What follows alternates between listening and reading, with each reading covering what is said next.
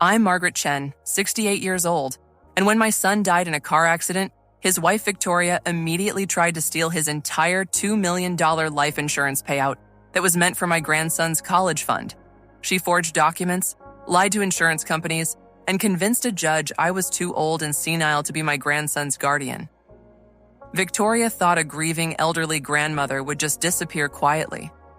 She didn't know I'm a retired insurance fraud investigator who spent 35 years catching people exactly like her. This is how I exposed her scheme and got her arrested. Subscribe now. Hit that bell so you never miss revenge stories like this. My name is Margaret Chen, and 2 years ago, my 42-year-old son Daniel died in a terrible car accident. He left behind his wife Victoria and their 10-year-old son, my grandson Tyler. Daniel had a $2 million life insurance policy through his tech company. The policy was crystal clear. $1 million would go to Tyler's college trust fund that I managed as trustee, and $1 million would go to Victoria for household expenses and Tyler's care.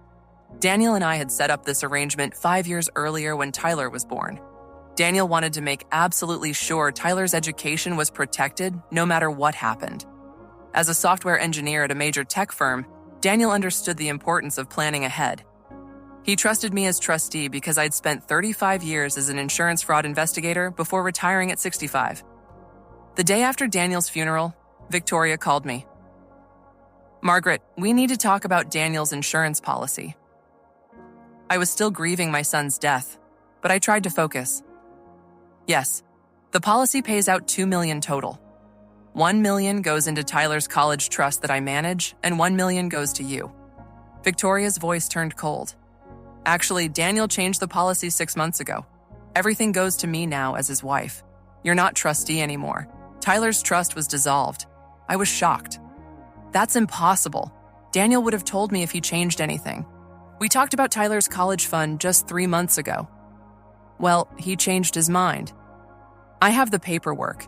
The insurance company is processing the full $2 million to me. You need to accept this. Something felt very wrong. Daniel and I had been extremely close. He would never make such a major change without discussing it with me, especially something involving Tyler's future. I called the insurance company immediately. The claims representative confirmed what Victoria had said. "Mrs. Chen, we have documentation showing your son changed the beneficiary designation 6 months ago. The entire $2 million payout goes to his wife, Victoria Chen. The trust designation for your grandson was removed. Can you send me copies of these documents?"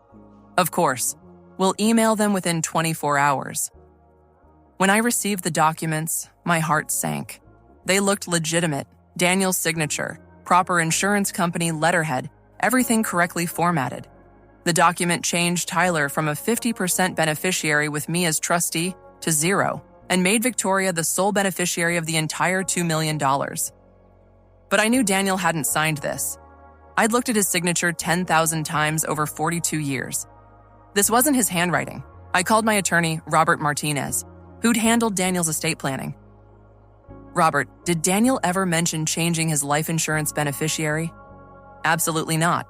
In fact, he came to see me 4 months ago specifically to confirm that Tyler's college trust was properly protected.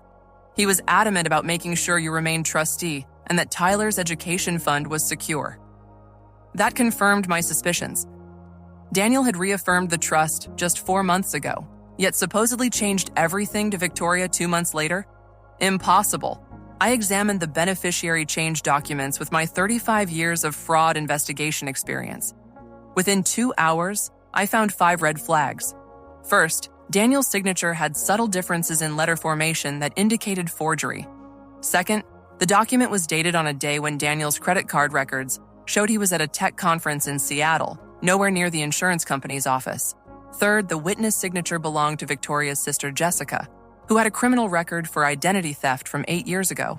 Fourth, the notary stamp was from a notary in Victoria's hometown, not anywhere near where Daniel lived or worked.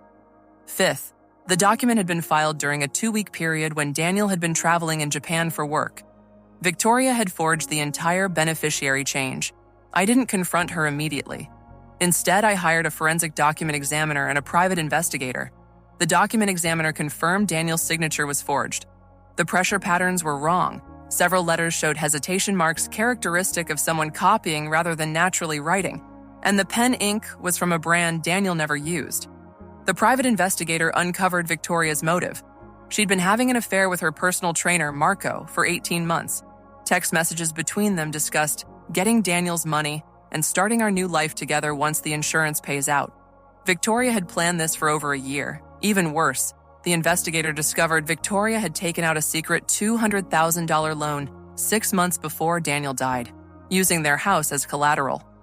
She'd told the bank Daniel had approved it, but he'd never signed the loan documents. Victoria had forged his signature there too. She was drowning in debt and had been planning to use Daniel's life insurance to pay off the loan and run away with Marco. I contacted the insurance company's fraud division.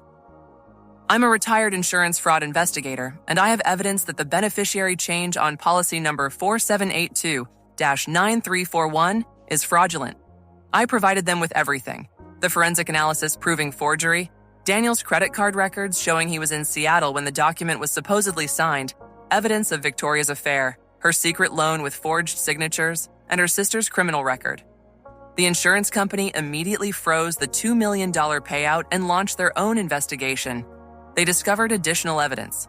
The insurance company's internal security footage from the day the beneficiary change was supposedly filed showed Victoria walking into the office alone, not Daniel. She'd forged the document, gotten her criminal sister to witness it, and filed it herself, using a notary who was later discovered to be unlicensed. Victoria's lawyer tried to intimidate me. Mrs. Chen, my client is the rightful beneficiary. You're an elderly woman who's confused about the timeline. Your son clearly wanted his wife to have full control of his estate. I looked at him calmly. I spent 35 years investigating insurance fraud for a living. Your client forged beneficiary documents, committed insurance fraud, and forged loan documents. I have forensic proof. Tell Victoria to return whatever she's already taken, or I'm pressing charges. The lawyer's confidence evaporated when I presented the evidence package: forensic analysis, credit card records, text messages discussing the scheme, security footage, and proof of the unlicensed notary. The insurance company filed a fraud report with law enforcement. The district attorney charged Victoria with insurance fraud, forgery, identity theft, and conspiracy to commit fraud. Her boyfriend Marco was charged as an accomplice since text messages proved he'd helped plan the scheme. During the investigation, authorities discovered Victoria had already spent $40,000 of Tyler's college fund money that she'd stolen from a joint account she and Daniel had shared. She'd used it for luxury purchases, designer handbags, jewelry, and a trip to Hawaii with Marco, while I was helping Tyler cope with losing his father. At trial, I testified about the forensic evidence proving forgery. The insurance fraud examiner testified about the security footage showing Victoria filing the documents alone. Daniel's co-workers testified that he'd been in Seattle and Japan during the times Victoria claimed he'd changed his beneficiary and signed loan documents. Victoria's defense attorney tried to paint me as a bitter mother-in-law trying to steal money from my son's widow.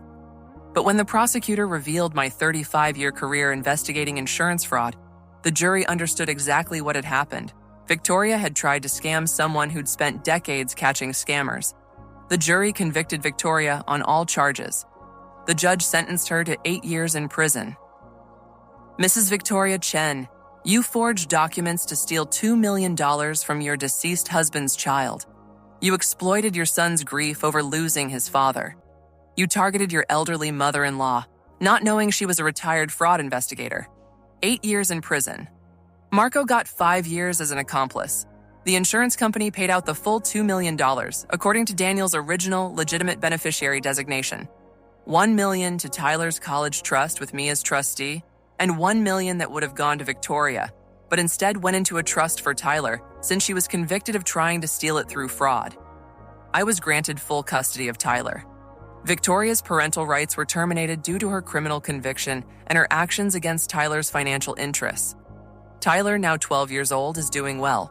He lives with me, excels in school, and has $2 million protected in trust funds for his education and future. Victoria is currently 3 years into her 8-year sentence. She tried to appeal, claiming the evidence was circumstantial. The appeal was denied. Marco was released after 4 years and immediately left the country. I'm 68 years old now. People sometimes ask if I feel guilty about sending my grandson's mother to prison. The answer is no. Victoria forged documents to steal my grandson's college fund. She tried to leave Tyler with nothing while she ran off with her boyfriend using my dead son's insurance money. She thought my age made me an easy target. She learned that 35 years investigating insurance fraud doesn't disappear when you turn 68. Every red flag she created, I caught. Every forged signature, I identified. Every lie, I exposed. Tyler knows the full story now. He knows his mother tried to steal his father's gift to him, and he knows I protected what his father wanted him to have. When Tyler turns 18 and starts college, he'll have $2 million for his education because I didn't let anyone steal it. Daniel trusted me to protect Tyler's future. Victoria thought she could forge documents and fool everyone. She forgot that some grandmothers have decades of experience catching criminals exactly like her. I kept my promise to my son, protected my grandson, and sent a fraudster to prison. Victoria thought my age made me weak. She learned that experience is power, and fraud investigators never truly retire. The end.